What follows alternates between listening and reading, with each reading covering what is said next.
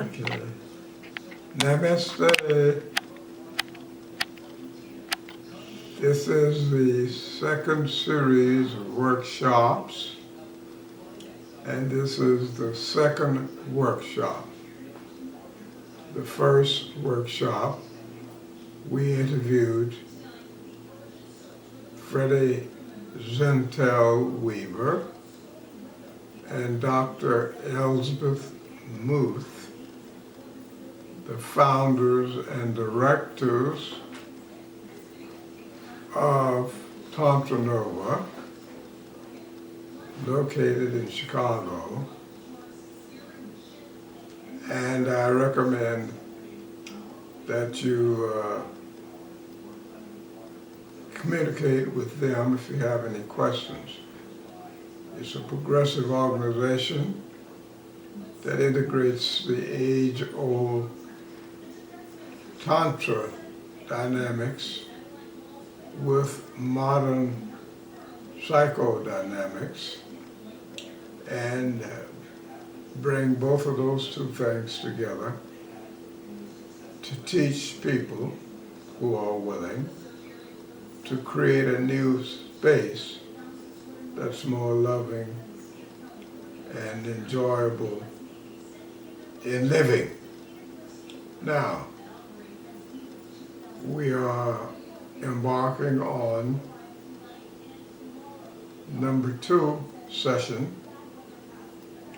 where I want to make certain specific recommendations and give you a little history about how I come to make these recommendations and how I use them in my own life to create. It's interesting to note that as I researched, starting over 50 years ago, the lives of gurus and masters of various creative experiences looking for character traits that they may have in common and see how they could be used by the average person to focus and create their lives the way they wanted it, or the way they wanted their lives to be. Now, it's interesting how in researching I found some interesting things. One, that almost all of the things that we think of as either are or opposites and allow ourselves to be trapped by duality, these people have developed character traits that are more related to synthesizing what we would consider opposites. For example, for most of the gurus and the masters of various creative processes, their work and play would be considered one. They were unafraid of death and enjoyed their life. They also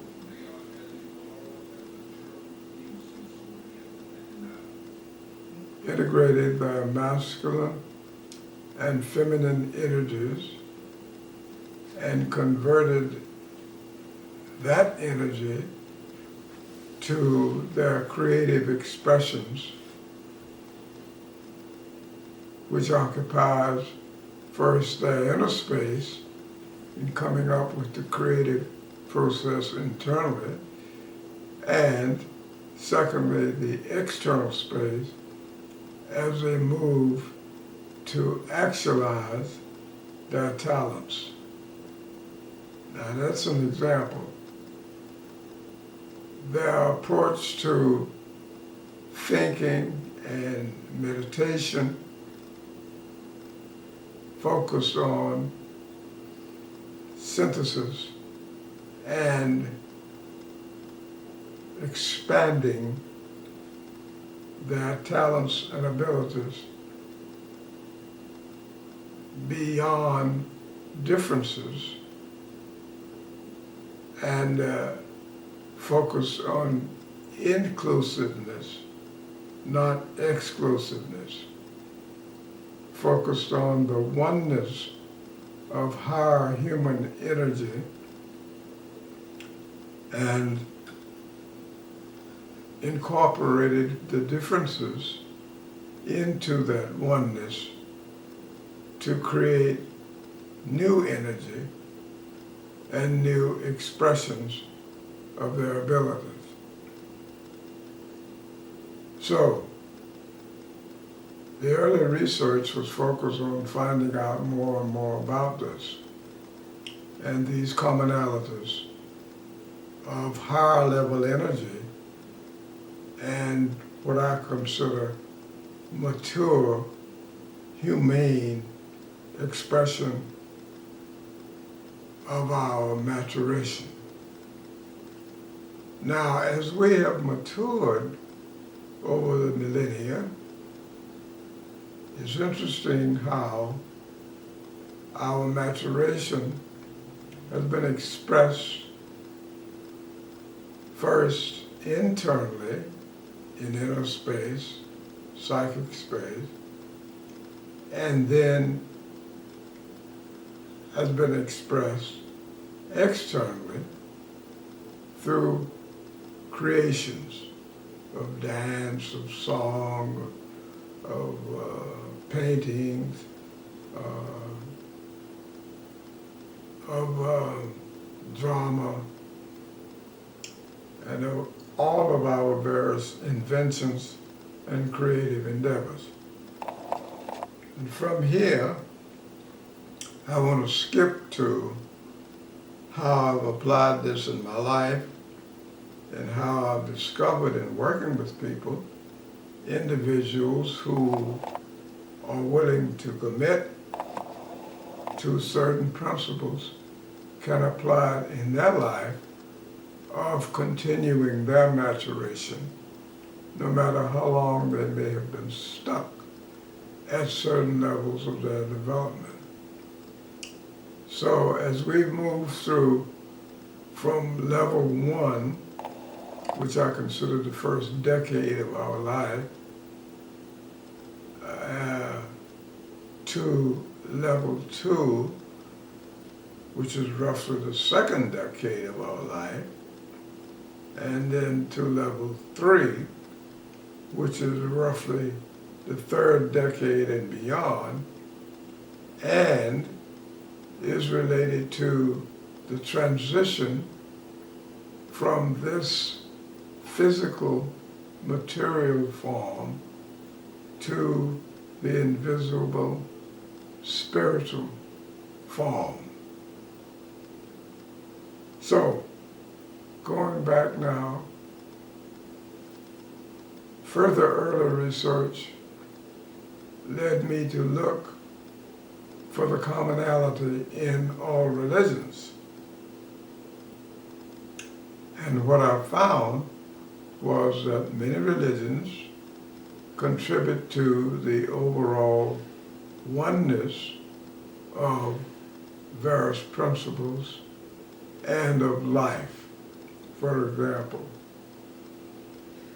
the 10 Commandments are to be found in all religions, although not necessarily named the way they are in the Jewish religion. It is also an interesting thing to observe that in the various methods of prayer of readings, of sermons, of singing, and movement. Every religion has some form of those activities. So in my experiencing and experimenting with my own life, in attempting to translate these factors into my unique expression, and in working with a number of patients, I've found that they can create their own sacred space and their own religion and their own consideration and their own continued actualization by regularly visiting their sacred space that is put together in forming their own church. So this is recommended that you start to create your own rituals, your own songs, which can vary, your own inspirational writings, which can be poetic or primarily inspirational, your own interaction with various aspects of yourself in form of meditation, and use some of the old methods or modern methods of communication. Some old methods derived from Tantra would be mudras, which have to do with various physical forms of communication that we usually express through our bodies. Mantras, which have to do with sound communication and at the roots of all songs. Movement, which is the root of regular movement and various dances, as well as various creative expressions that come up during this time, which you may focus on or choose to follow in further development of another level of your energy. I think I will digress here a moment and demonstrate how the energy that's expressed in the Tantra system from chakra 1 to chakra 7 are expressed in our system from self 1, self 2, and self 3. In our self 1, we cover the chakras 1, which is rooted in aggression and the survival life force, and chakra 2, which is primarily centered in the genitals and has to do with sexuality and gender, and self 3, which is related to the power chakra.